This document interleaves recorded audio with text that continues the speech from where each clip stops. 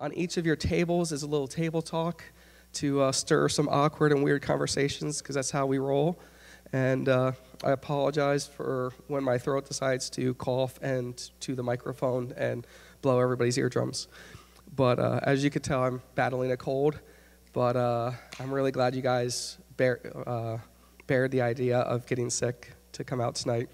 We're going to be talking about small groups, and there's a lot of material here. We'll need to there's some handouts on the back that we'll need to get to each of you. We'll be starting in about 2 minutes. So it gives you a chance to get a handout, to get some food, to ask your person whatever the fourth question is. Actually, that's a good question. You should ask each other the fourth question on your handout. Why are you a leader? So go ahead.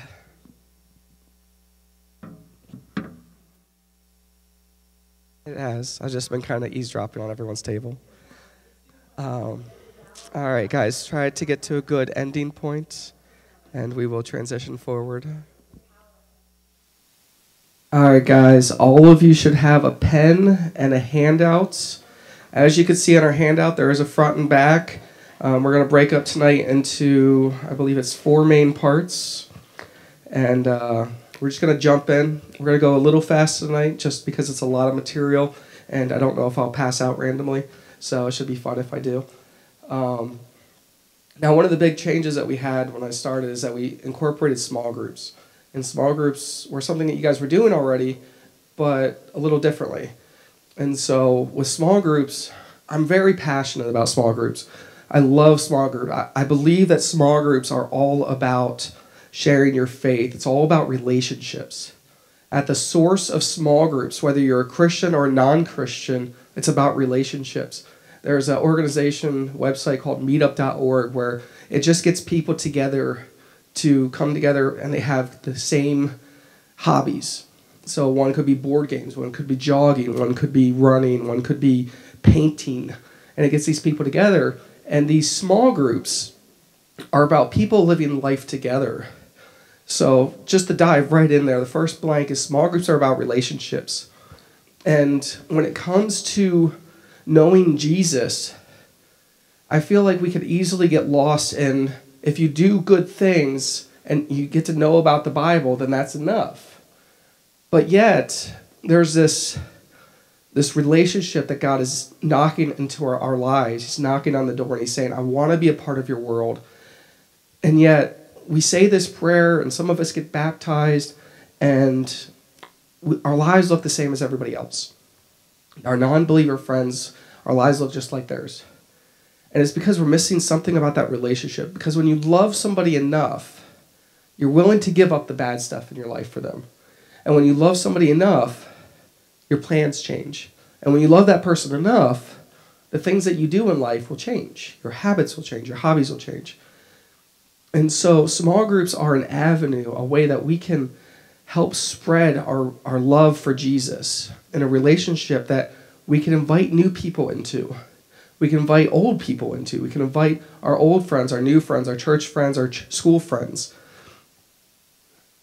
And it's these small groups that it's where we live life on life. It's where people get to see Jesus working in our lives. So one of the questions I wanted to ask you guys is, who was the first person to tell you about Jesus?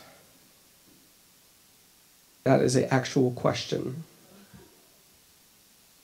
Your parents. All right, who's from a show of hands, who was their parents the first person to tell them about Jesus? All right, Chinaza, who first told you about Jesus? Interesting conversation. We'll come back to that. Colin, who was the first person to tell you about Jesus? Pastor. Scott?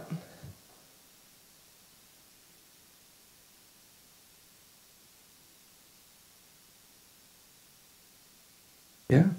Joe? Folks? Did I miss anybody? Nicole? Yeah. And it's your parents because they wanted to share something that was important to them.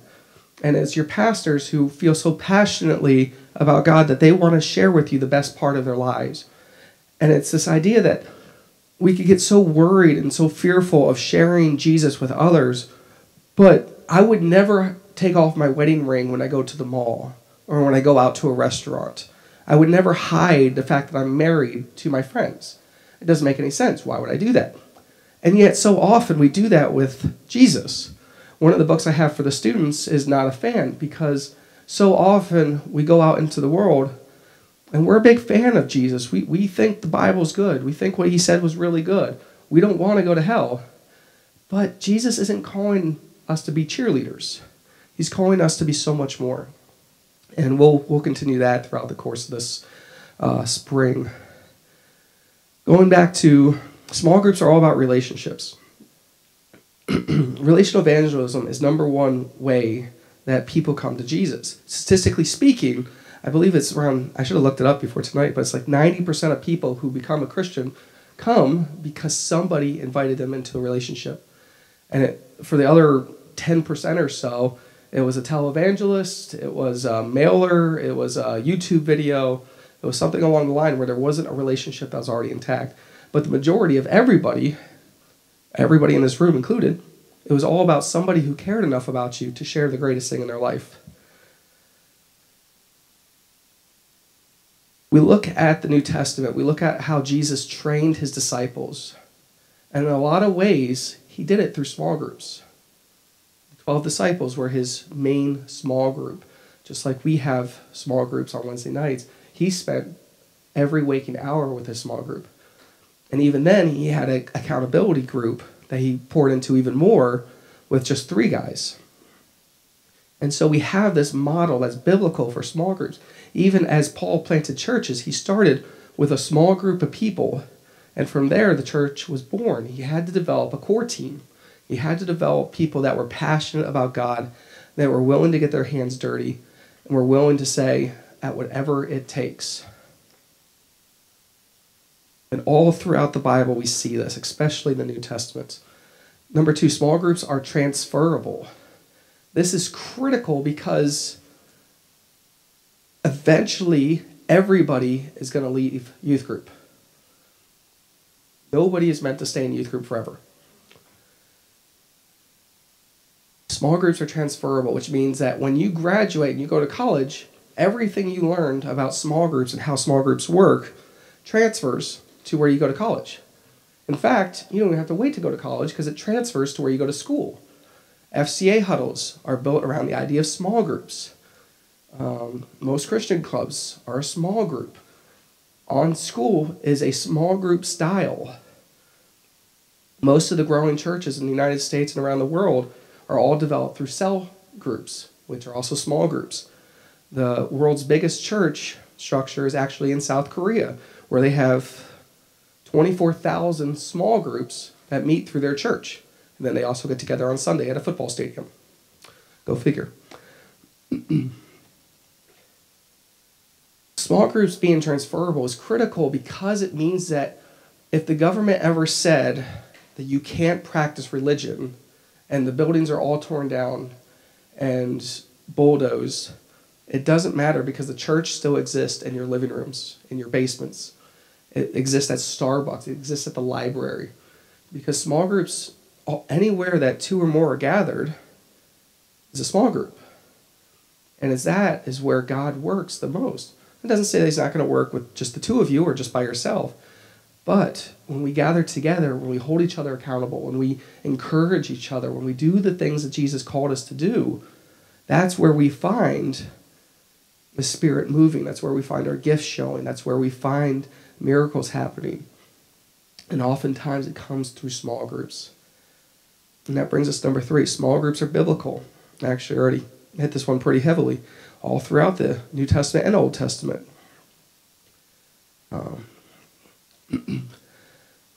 What's interesting is that we find that Jesus modeled them. Moses had to implement them because they had to be expandable.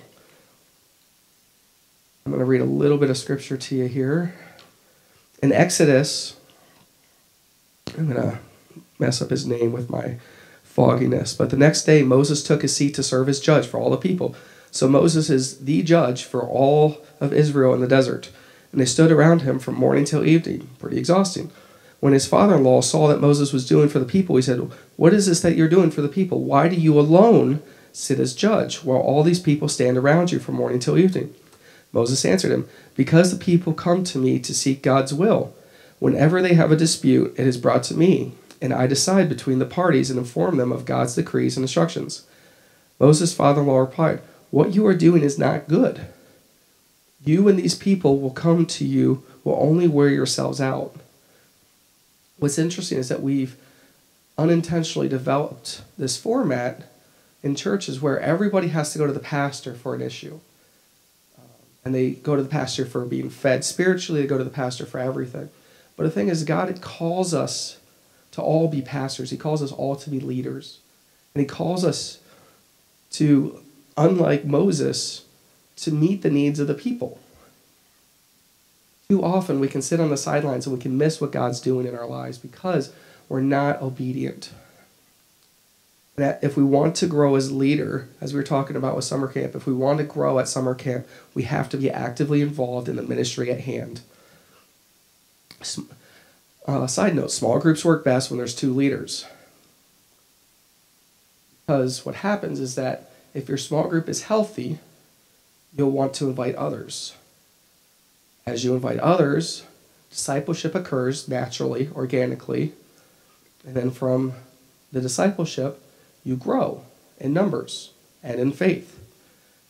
Well, eventually you hit a point, usually around 12 to 16, where your small group needs to divide. There's too many people, there's not enough leaders, so when you have 2 leaders already in the small group, you can divide.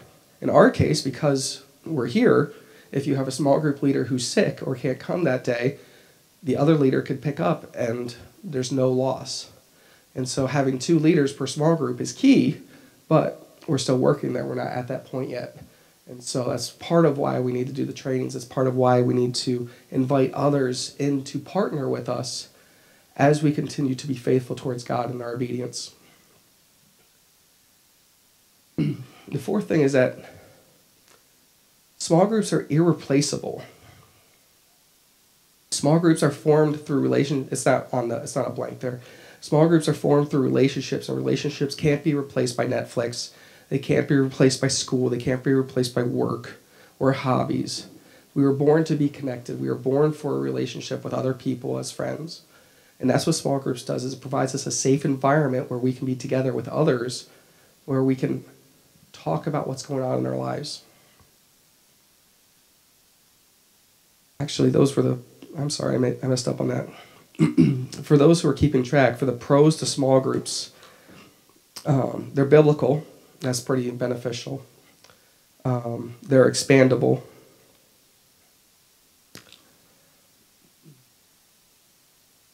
Small groups help you grow as a leader. Number 4 for pros to a small group is that they're irreplaceable. I left the 5th spot there because I would encourage you, even if you want to shout it out here, what's another 5th benefit of small groups?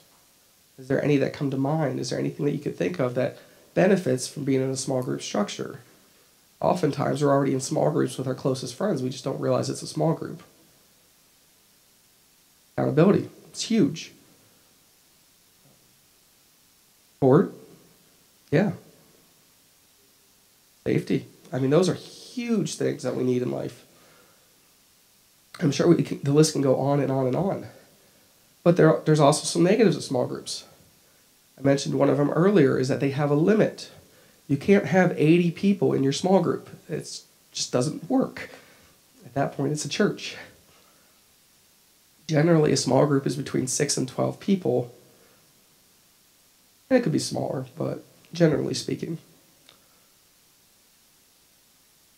A negative to some could be that small groups often require vulnerability.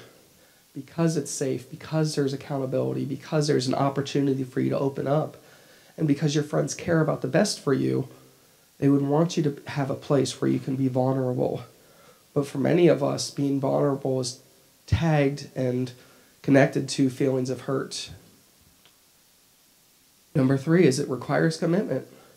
In this day and age, commitment is hard to come by. We're busy, we have other obligations, we have lots to do. We don't feel qualified, maybe. I mean, there's a lot of reasons why we don't tend to commit. Number 4, the one that hits me the most is that small groups are really, really messy. You see people where they're at in small groups. You see them with their mess. You see them with how they talk to their close personal friends. You see them when they share their ideas. And even I remember last summer, there was a group of students who got a group chat together, and it got messy because they were sharing things because they felt safe. And they wanted to share about the challenges they were facing. And that's exactly what community does, is it creates a place where you can share those things. The problem is that there wasn't enough maturity in the group, and there wasn't enough accountability in order to handle the issues well. And so the person got defensive as soon as somebody said that's really dangerous. So what are some other negatives to a small group? The person left the group.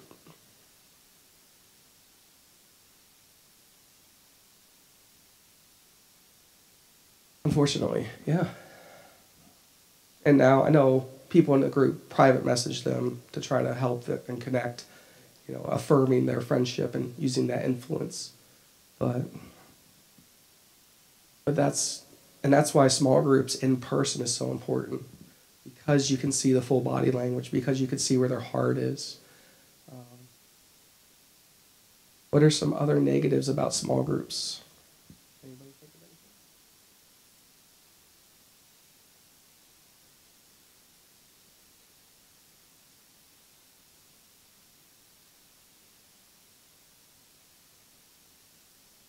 Yeah.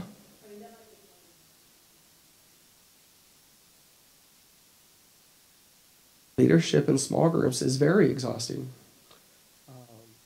As a leader in a small group, if you're doing it all by yourself, you'll burn out. Guaranteed every single time. Because there's just not enough balance. We need balance as leaders. We need to be able to lean on each other. That's something I'm working on this year, or at least I'm trying to, is to help you guys more and more. I'd like to pray for you guys more. I'd like to reach out and connect with you guys more. I'd like to make sure I don't get you all sick this year. Yeah.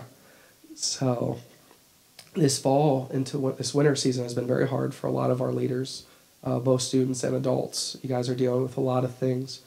And it all comes down to prayer. Like God sees it, or the devil sees that we're doing something good here, and he's doing everything and anything to mess with our schedules, to distract us, to change our priorities, to pull us into other obligations.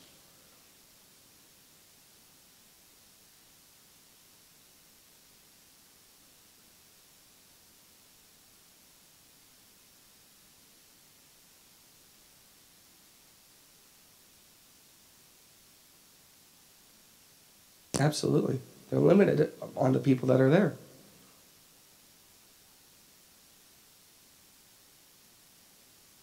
Another limitation of small groups is that they have a life sentence where they're born, they grow to maturity, but if they don't multiply, if they don't reproduce, they begin to stagnate. And if they stagnate, it's almost like a cancer where it slowly kills it. And I've seen that more times than I wish to count. But you often don't see the life cycle because it takes about 2 full years for a small group to stagnate. And that's different kinds of small groups, men's groups, girls groups, co-ed groups, all kinds. So what makes a small group? Now this is still based on the idea that it's transferable. So you can see that the third one there is host home, which is like, what? But this is where I hope that we can move to. I hope that we can move to the point that we can have more small groups than just Wednesday nights. I hope that we'll get to the point where we can have a Tuesday night small group that meets at Applebee's. And I hope that we can have a Thursday night small group that meets after soccer practice. And I hope that we have a Pennsburg small groups that meets on Saturday mornings. Like, this is the direction that I hope we can go, because Jesus is tired of waiting at the church. He says, I want to be with you, but bring me with you. So that's why I included host home, because right now the host home is the church. Like, but it's also a place where you meet. Now, maybe the host home for a small group that wanted to meet Sundays after second service could be the lobby. The host home for the young adults on Sunday during Sunday morning is in a different room than the high schoolers and the middle schoolers. So it's just a location. A facilitator, which I know most of us are familiar with, person is generally a primary teacher that steers the conversation and asks challenging questions to stir discussion. Facilitators should have an understanding of the topic for that night. Also a teacher. It's just a teacher. But the important part is that you guys already have ideas on most of the subjects we're talking about. Now, some of these subjects might not be 100% on board. Some of these subjects might be skewed. Some of them you might have a lot of questions on. A facilitator will help you pull those questions out so that your theology can get ironed out, so that your thinking, when you live out your life, can make sense to you. So that when you go to college and the professor starts to throw out all these theology things on why the Bible's not real, why you shouldn't believe it, why all Christians are stupid, you can counter him because your theology has been worked out, it's been wrestled with. And so this, our Calvinism versus Arminianism on Sunday mornings has been quite the interesting discussion as we're going through the book of Romans. And so we've gotten to wrestle through some of these ideas of free will versus predestination, and what does that mean, and what does Scripture say. And I hope that it allows you guys to ask more questions. I hope that it stirs your desire to go deeper into His Word. The deeper you go, the more intimate it is. 4 tips for facilitating. As the primary facilitator, you want to talk less than 30% of the time. This is all just kind of for your own knowledge. You want to try to talk 30% of the time or less. This is so that you allow other people to talk without monopolizing the discussion, but also because once you answered the question, nobody else is going to want to add to it. Like, it's pretty much DOA, dead on arrival. Like, that question's dead, it's time to move on. The problem is, and why it's so important to have a primary facilitator and a secondary facilitator, is that if your primary person asks questions, so if you guys are with a small group and you have an adult that's leading as primary, the supporting leader or the student leader can help to transition. Sometimes the questions are terrible, and I apologize for those. Sometimes they don't make sense. Sometimes they don't transition well, or it doesn't make sense based on the context that we've already been talking about. So the secondary leader can ask a question, well, what do you mean by that? Or they can rephrase it. Oh, you mean if the Bible says this, then we should do this. And that's why it's so important that we each have 2 leaders to bounce things off of each other. And that way one person's not having to throw a question out, have it drop to the bottom, and then have to bring the discussion back with a new question while they're still lost in the first one. If the secondary leader can already transition it, it makes it much more natural. I already mentioned ask thought-provoking questions. Watch out for rabbit trails. Rabbit trails are really fun for me personally. I like to see as people start to go down them, and then we kind of get really sidetracked because I have a short attention span. But it's also fun to see how they make the connections and how it applies to their life. Facilitators are also the ones that have to decide when we move on. Have we spent enough time on this question or this topic to give it justice? I know working with Tish, we've had some wonderful discussions on Sunday where we get through about one question per 45 minutes, and it's like, okay, I think we've done a fair job covering that, and time's up. So, but we're also working with high schoolers, and we want to challenge you guys. Our Sunday group, we have 3 different groups that come and meet on Sundays depending on who's in childcare, and you guys are like geniuses where we're trying to challenge you more than we're accustomed to. And that's pretty much everything on facilitators. Second one is coordinators. We haven't touched too much on this because it's pretty much been mostly me. But this person is generally a support facilitator, so the secondary facilitator, or an event planner, a communicator outside of the group, meeting times, or does follow-up. And this is something that I'm going to challenge us to do this year. I'm still working out some of the logistics, but it would be great to, as we continue to work with the same group of students, the same age. I know Denise, Tish, Joe, you guys, oh, Leah even, you guys all work with the same age group week after week or every other week. And so you get to know the names, you get to know what's going on in their lives. And so the challenge would be is how can we take that to the next step? The next step, which I have to get better at first before I can ask you guys to do this, is if they're not there, are we sending them a text afterwards? Are we following up on prayer requests? Are we able to pray for them when they're going through hard situations? And so it's being more in line with their life outside of the church. So I actually read all the 3 bullet points without seeing them. Oh, the other one I missed is reach out to students to see if they're coming before the meeting happens. These are all things that you would do as a coordinator because you're coordinating, you're connecting with them, you're showing them that I care about you more than just coming to this program. I care about you as a person, and I want to know what's going on in your life. And this is easier when it's female to female, male to male, also more appropriate. So these are all things that are important. And ultimately, as leaders, we want to be praying for our students. And I loved having the prayer stations. I loved the last 2 weeks we spent on different types of prayer. And we're going to be talking about worship on Wednesday. And you can never pray too much, but you can easily pray too little.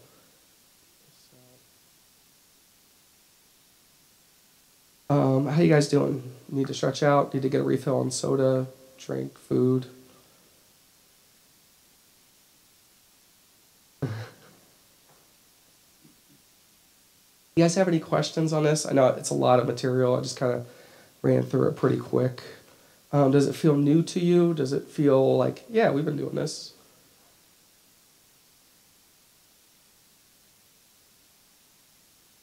What do you guys think?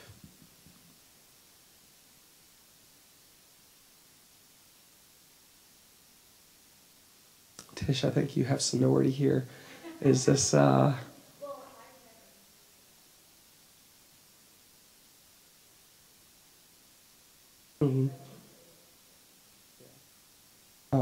Our student leaders didn't get the Lead Smart books, but we're going to be spending the night on those during one of our upcoming leader meetings. And that's where, or Lead Small, not Lead Smart. And that's where a lot of the material is coming from, is the idea of leading small. As we continue to grow up, we need to grow down. So, yeah, and that's good. Like, I was hoping that at the beginning of the year, we can kind of just refresh and make sure we're all on the same page. Thoughts? Any questions? Any blanks missing? I don't know about you guys, but I'm one of those people where like I gotta have every blank filled out.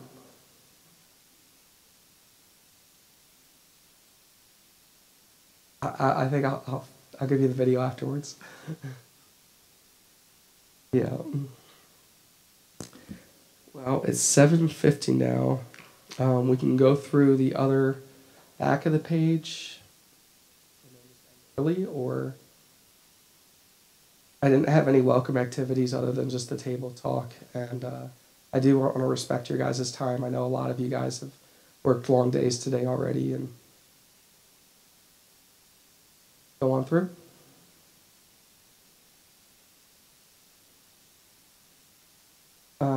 So what would you guys do with $1 million?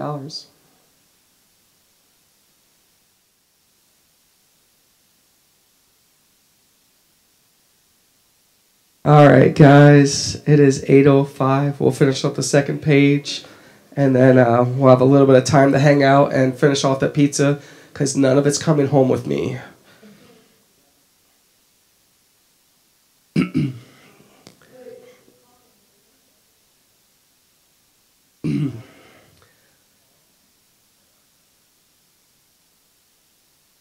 So on the back of your sheet, it says scheduling small group times for their best. And so there's a couple things that we want to think about on this, just to try to put it into context. Because we can always do more and more and more. We can always do bigger, bigger, bigger. But if we don't look within the system, we're going to end up shooting ourselves in the foot, figuratively speaking. So when it comes to scheduling small group times, we need to look at two important facts before we can begin to move forward. The first important fact for anybody except Colin, who is the most important person in church? One who is hurting. One who is hurting, which is also usually, not always though, a non-believer. That's true, but some people are hurting less than others. We can...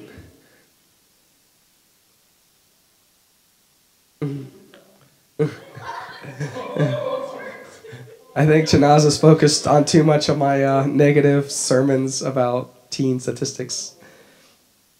But Michaela, you said it great. Hurting people and non-believers. To be missionally minded puts the lost person as the most important person to connect with.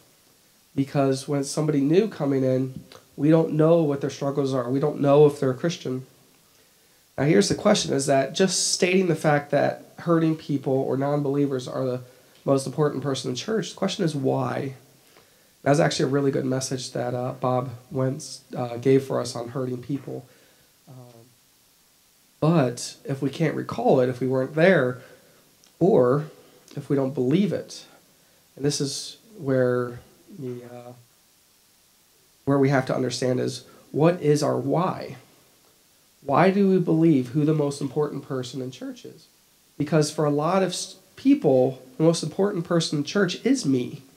We want worship music to fit our preferences. We want the speaker to hit our applications in life. We want the activities to be geared around our age group. And so for many of us, me is the most important person in church.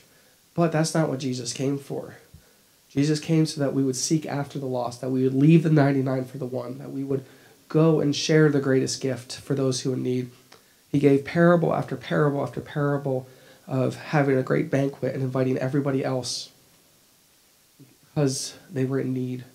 And so we look at this and we need to understand why. Now, I have my reason on why I think hurting people and non-believers are the most important people, but that doesn't matter because that's based on my experiences and my preferences. So the question is why do you think it is? And that might be a personal reason. That might be something you want to share. I'll share mine because that's why I'm here. But ultimately, you have to figure out what your reason is for who the most important person in the church is. The reason I believe the most important person in the church is a non-believer is that I will get to spend all the time in the world with you guys after this life is over. But I will never see the people who don't have a relationship with Jesus again after this life is over. I will not have a second chance to ask you, how was your day? Or what do you enjoy doing? I will never be able to help them with another need or point them to the solution to their hurts. And so, and I've told our student leaders this before, is I will always try to go to the new student or the hurting students that are struggling before I go to the healthy students. And it's often because they don't have a support system that I'm aware of. And that support system that we're actually going to be talking about in our next adult and student leader meeting about sticky faith. But that support system is the difference. I believe it's one of the main reasons why youth ministry needs to flourish and grow, because that support system is how your faith shines as you graduate, and it shines as you find your identity, and it shines and grows as you find out who you are. And so we only have a limited time, and every graduation I'm reminded that that time is ticking away for many of you students. And so it's important to maximize that time for the best opportunities possible. So important fact number one is, for me, lost people are the most important people in church because I only have so many opportunities to connect with them to show them how wonderful Jesus is. And that brings us to important fact number 2. As you can see, there is a picture that printed out on your sheet. And I will read it just for fun and for everybody watching this. Parents have over 3,000 hours a year as represented by the big tower of orange ping pong balls on the right side of the picture. It looks to be about 12-foot tower. To teach their kids about Christ. The church, on the other hand, has an average of 40 hours a year represented by the small vase of ping pong balls with a child to teach them about Jesus. Parents, we can't rely on church to be the only place they learn about God. And this is from Corey Austin, who is works with youthmid.org. And they did a Orange Conference where they did this, where they got 3,040 ping pong balls to make that illustration. And so I bring that up because the important fact number 2 is that our role here is critical. But if we can't figure out how to connect with the students, if I can't figure out how to build that bridge to the parents, then we are missing huge opportunities to witness in our students' lives. So as our adult leaders, especially because you have a connection with the parents that our student leaders don't have, where if a parent is coming in here or asking questions or has questions about the youth ministry, you can offer answers that they can't find anywhere else because you come from a certain perspective and you have experiences and you can tell them about how excited you are to pour into the students' lives. And so, as I mentioned earlier, this year I'm hoping to focus more on being a resource for each of you, but I also really desperately am looking for different opportunities on equipping parents. And so as I'm hoping to pray for each of you, I'm hoping to connect with parents to pray for them as well. And we are in the process of putting together a few different nights for parents to come and connect and learn about how to be great parents, which many of your parents are amazing at, and I might even ask to come and share.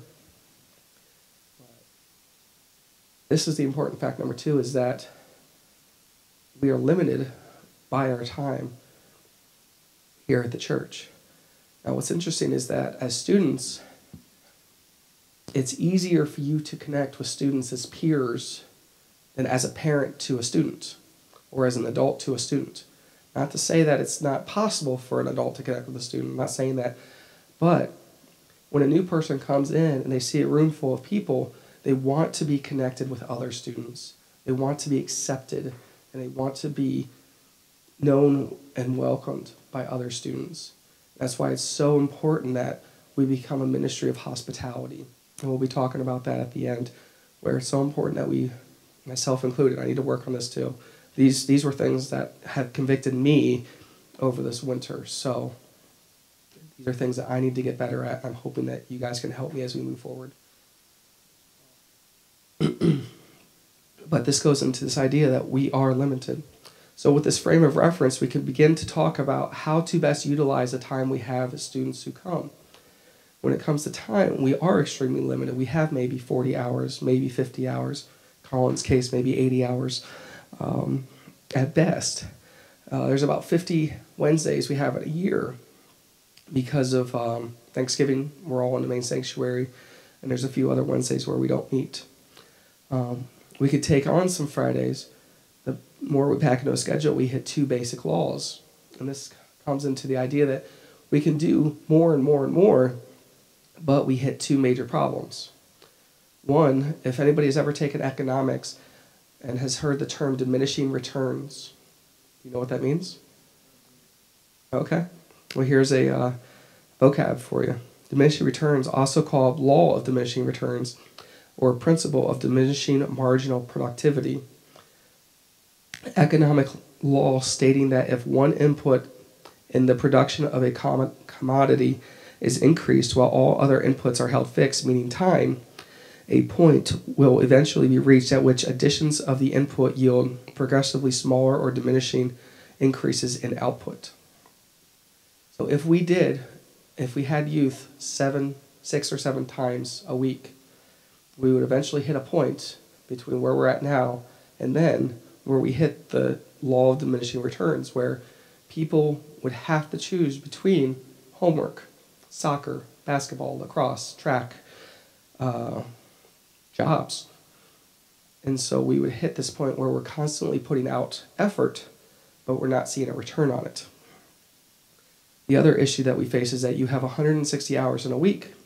The average person, healthy person, spends 56 hours of that week sleeping, 40 hours in school, minus time with family, extracurricular events, possibly a part-time job, personal time.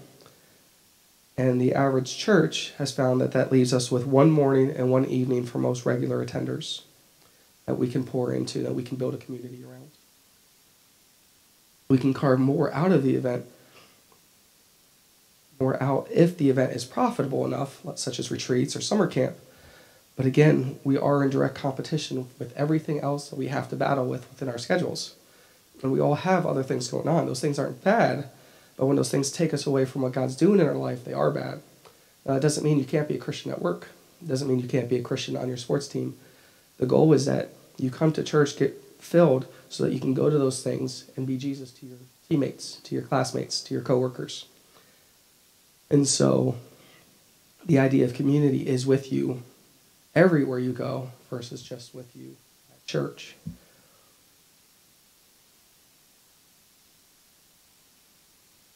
So with all that in mind, we currently, our core base of our ministry is Sundays and Wednesdays with one large monthly event, a support group that we're trying to help the students that are struggling and hurting, a leadership meeting because we want to see you guys challenged and grow, a young adults group because we want you to graduate into, and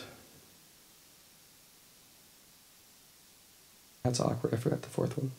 That might be all four. That is all four. So we're still meeting about 12 to 16 times, depending on how many days are in a month. But the purposes of those meetings are different. They serve a different function. They serve a different format to help capitalize on what are the needs of individuals in the group, with the hope that we can build organic community outside of the group. So on here, obviously, you see our schedules. These are in the emails that get sent out.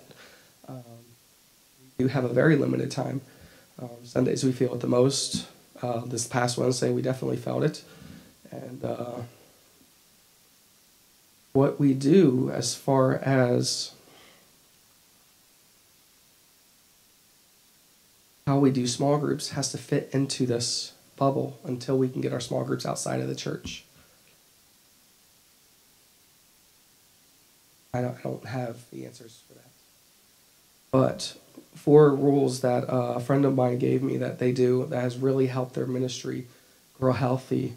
And these are things that I'm hoping that we can eventually put into our DNA, such as the lead small, is that, as you can see here, 4 rules of acceptance.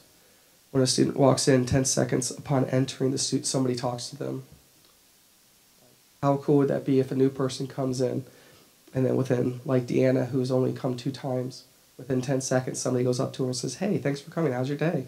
Are you coming to next Friday's movie night?" Number 2 is no student stands alone. And these are things that I have to work on too, so I'm not pointing fingers except for anybody but myself. But if you see students standing alone, go over, "Hey, how's it going? How's your day? How long you've been coming here? We're really glad you're here. Have you met my friend Lucas? Have you met my friend Shanaza? What school do you go to? What grade are you in?" Every student should have at least 3 conversations before they leave. This is there's no way to track this. It's not like you're going to run up to somebody and then hit them with a marker and say, let's have a conversation.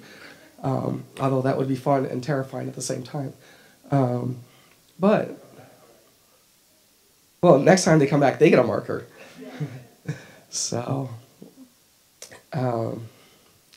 but 3 conversations should be something that we can hope for. And 11 of us. Hey, I can count, good.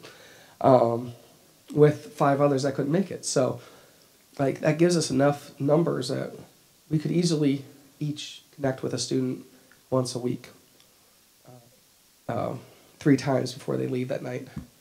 One of the things that's just church is don't tell, show. Hey, where's the bathrooms? Well, it's kind of down the hall. You take a right. No, like here, let me show you. Yes, you might miss something, but you get an opportunity to connect with them. You get a point to talk to them, and it's just a chance to get to know somebody where you're actually creating another opportunity. So here's the question is, what other things can we do as a group?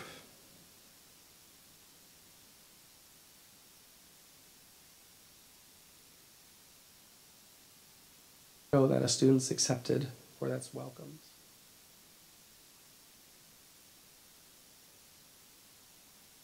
Things that have worked in the past for you or that you have seen with somebody else.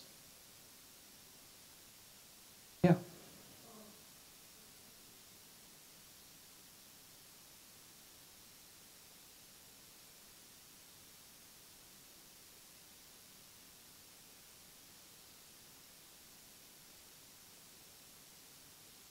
Yeah, start an ongoing conversation.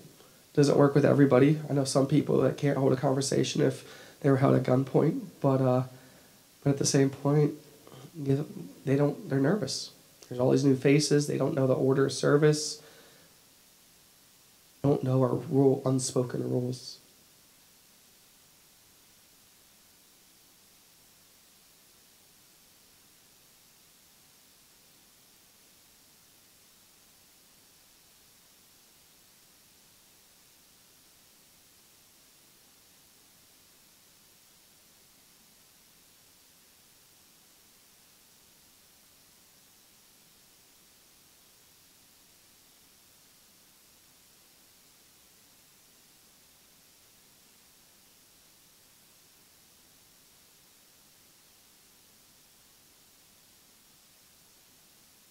Samara is a great example of that this Wednesday. She brought a friend who's living with her from Australia. She's an exchange student for the next 4 weeks. So hopefully we'll get to see her again. But it's pretty easy to talk to and her ideas.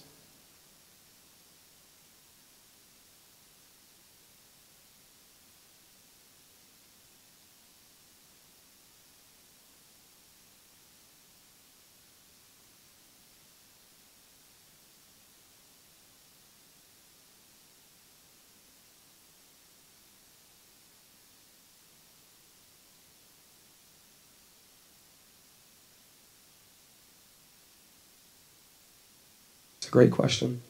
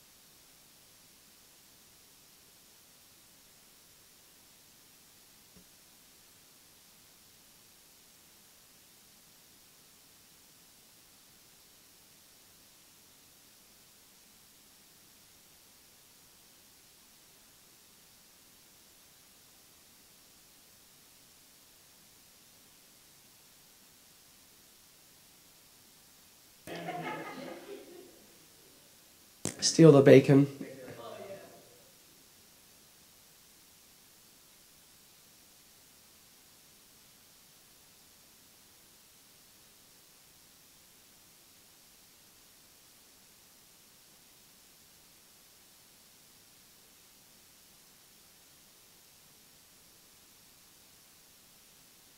One of the things that Sky has reminded me about is when we do games and we do activities where the students are involved, to make sure to try to be a part of that as long as your body allows you to. I'm not trying to dunk on Ben, but there's other things that we can do where we're involved, and they see that we're involved and that we're trying, and it helps to break that ice. How's it?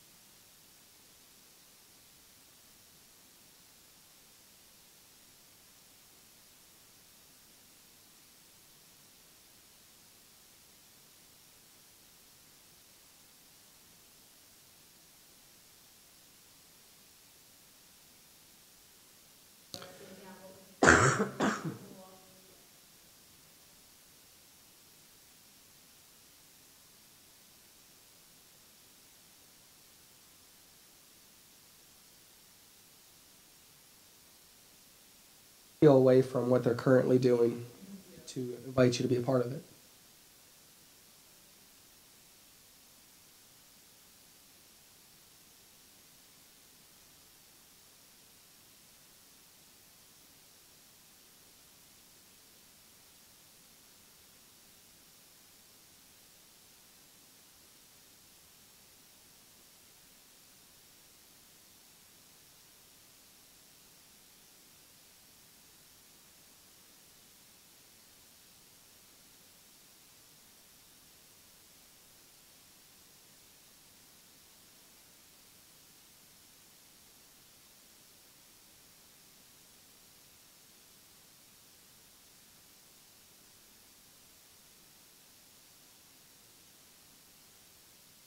I'm very introverted, so it took me many years to learn how to do small talk.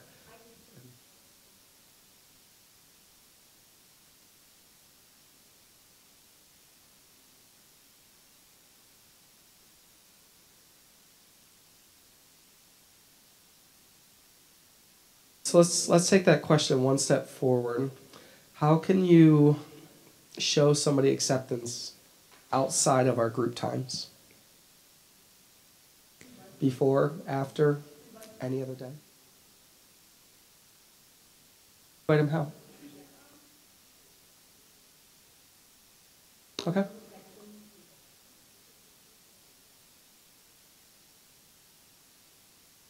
Yeah. To a certain point, yes. Be like Joe. He does very well. Oh, he goes to the students.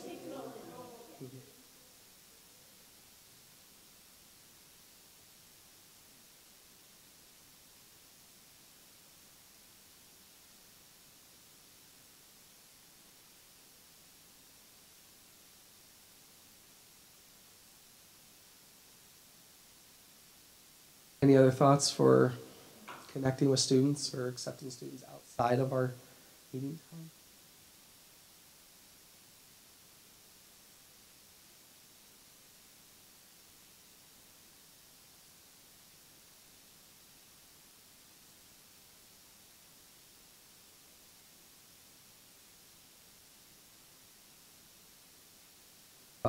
Believe it's 14 North Penn students right now. North Penn students. 14 North Penn students. I think 9 of them are high school, and 5 are mostly Penfield and Penndale.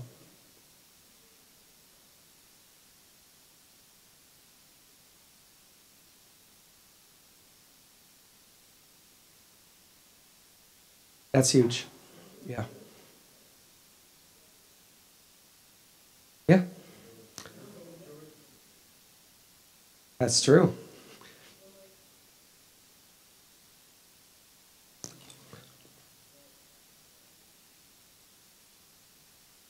Yeah, that doesn't help.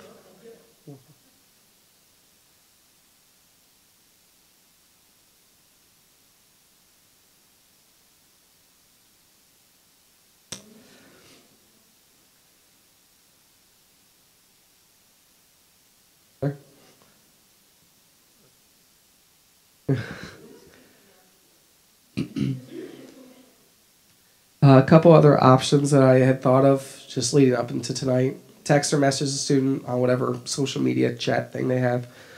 Um, Try to have them come early to meet up or hang out. We have a whole hour where the gym's open, lobby's open. Um, ha- One of the things that hopefully down the road we'll be able to do more on a Wednesday than a Sunday, but have a leaders huddle 30 minutes before the gathering. Right now, currently, most of our leaders are working up until the very last minute, so that's on hold. Um, One of the things that a lot of wonderful parents do is they send an encouraging card. In this case, we'll be sending it to the students through snail mail, through the post office. Yep.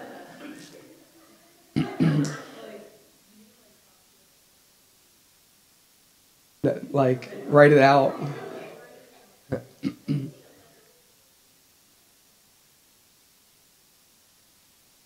I actually know adults that don't know how to mail, like write out an envelope. They don't know where to put the address or the city. Like they put them all on one row. Um, One of the things that I worked on, which I guess Tish or Joe, if you want to grab those books back behind the coffee cup, I left them back there by accident. The whole stack, all the way back. There's 5 of them.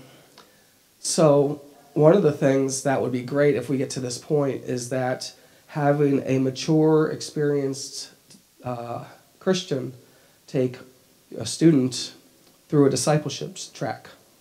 And this discipleship track starts out with a book that says New, which most of you guys should find pretty easy. And it's 4 weeks of biblically solid, interactive, creative daily devotions. And if they find that okay and they understand that they're a believer and are saved by grace and not by their works, they can move on to next, which is another 4 weeks. Yes, I know, 8 weeks is crazy. But they're all devotions, get you into God's Word once a day for 4 weeks to build healthy habits. And if they're really gung-ho about their faith, they could either do one or all 3 of the books. And each of them challenges them a little more. And that way they'd be developing a mentorship relationship, much like Paul and Timothy. But they would also have time to talk about the things going on in life. They'd have a chance to get to know each other more. They'd have a chance to connect.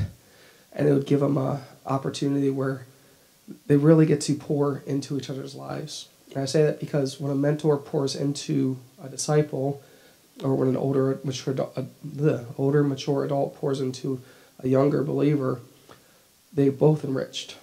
They both grow from that. And so I went through a lot of books. I asked a lot of pastors out there on what they believe. And we have a couple different options, but this is probably the highest quality that I've seen out there. And yeah, I understand 3 books can be a little daunting, but there's other options as well. One of the reasons we go through the leadership books is to challenge you in the same way. But I don't meet up with all of you one-on-one every week yet.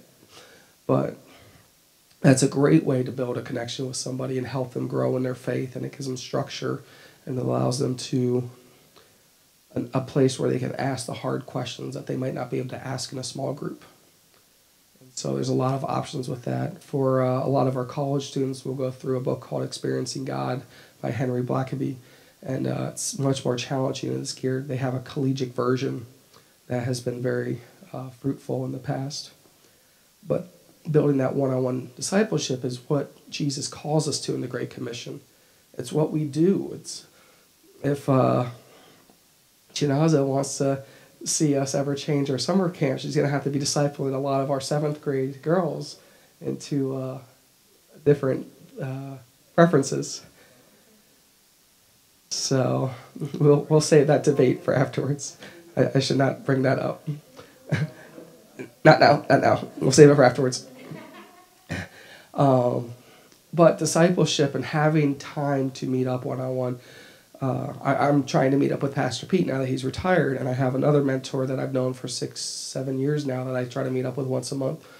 And it's so important that we have these people in our life that we can go to when things get hard or when we need advice or wisdom or somebody to pray for us. And it's so important as we continue to grow that we have that person to lean on. Because not all of us feel open and free to share with our parents about how annoying our parents are.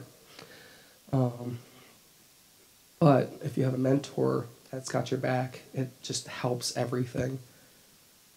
One of the best things I love and is Tish's husband, Rick, who has been offering drum lessons and has been showing multiple youth on how to work the video equipment and makes himself available literally every hour of the day, no matter how crazy as it sounds. That's discipleship. That's beautiful. It's Ken has done the same thing with doing the video equipment, teaching Melody how to use video equipment. Lights, thank you. Like this is how we multiply ourselves, is that we find somebody that we can pour into, and that we can teach them what God has taught us. And it's when we do that that we see a sense of heaven, that we see a sense of God's kingdom come here today instead of waiting. And so it's so important. And I left 3 blanks on the bottom because we are only limited by our faith in God. We can do so much when we work together and we're able to talk together and share our input and share our thoughts. And we just trust that God is going to work in all these things. So my outline ran out. I didn't want to go to page 3 for the sake of you guys. Is there any questions, anything you want to add to, anything you want to go back to? 37, so we did pretty good on time. Anybody ready for a nap? Yeah. All right. Well, for that sake, I would like to do one more little exercise. I will start us off, and we'll go clockwise around the room and pray for one person that you know of that's not a believer. I said that right. So if you're on this table, you have plenty of time to think about it. But Heavenly Father, we thank you for tonight. We thank you for the information that we covered. And Lord, whether it was just review or it was something new or refreshing, Lord, we thank you that you are guiding us to something that involves your kingdom and your goodness and your righteousness. Lord, we lift up so many people to you, Lord. I lift up Jesse, who I met at Giant a few weeks ago, Lord.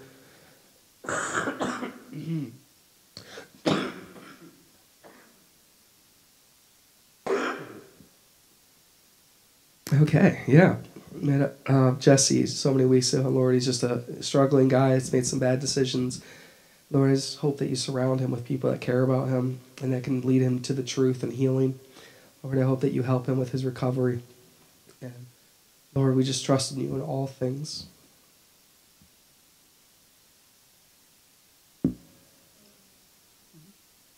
I want to pray for a person. You can either do it just for that person as an individual or their salvation. Just one person will go around the room.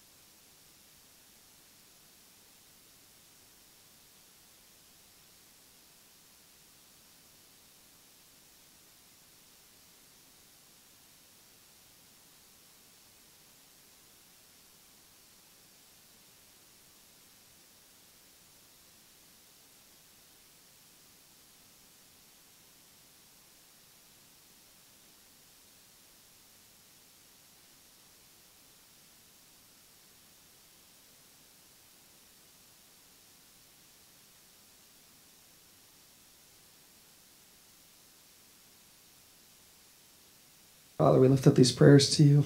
We know that you are a good Father, and anything we ask in your name, you will answer. Forward to waiting and see these prayers answered. We wait to see you intervene in their lives, and that you use us in mighty ways. Lord, we thank you for those in our leadership team. We thank you for those who are willing to step out in faith and trust you during hard times and easy times.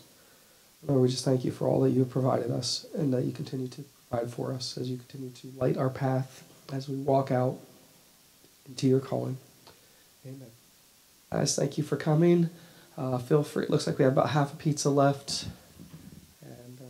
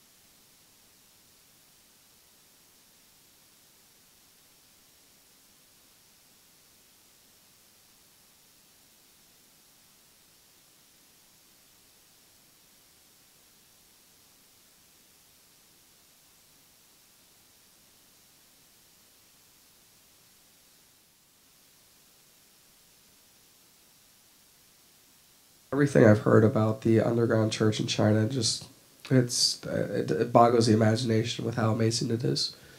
It really is. It's another world.